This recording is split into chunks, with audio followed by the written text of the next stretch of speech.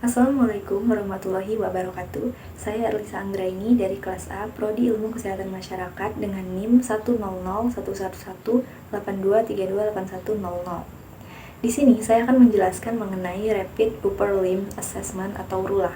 Pengukuran RULA adalah metode ergonomi untuk menilai postur, gaya, dan gerakan pada anggota tubuh bagian atas.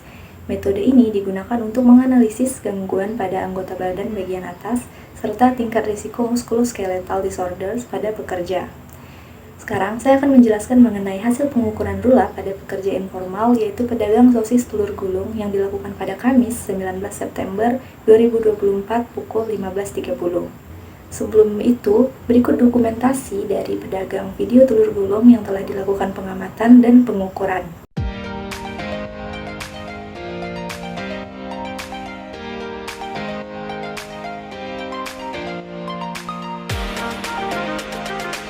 Berdasarkan pengamatan yang telah dilakukan dan perhitungan RULA pada pedagang sosis telur gulung tersebut dilakukan 15 step.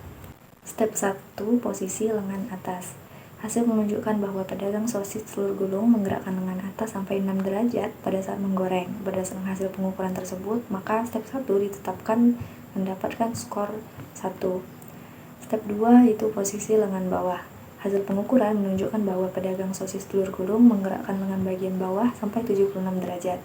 Berdasarkan skor tersebut ditetapkan skor 2, lalu ditambahkan dengan plus 1 karena selama proses ini dilakukan gerakan membalik sosis dan perpindahan melewati garis tengah, sehingga skor akhirnya yaitu 2 plus 1 sama dengan 3.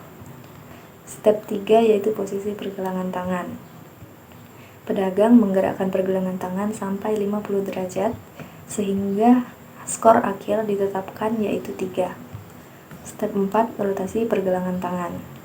Rotasi pergelangan tangan menghadap ke dalam atau disebut mendekati akhir gerakan, sehingga pada step ini ditetapkan skor 2. Step 5 merupakan skor postur tubuh pada tabel A, sehingga step 5 ditetapkan skor 4.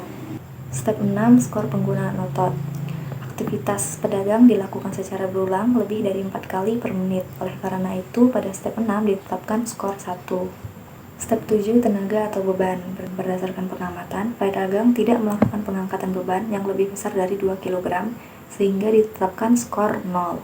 Step 8, berdasarkan penjumlahan nilai dari langkah 5 sampai dengan 7 ditetapkan skor 4, sehingga step 8 ditetapkan skor 4. Step 9, posisi leher.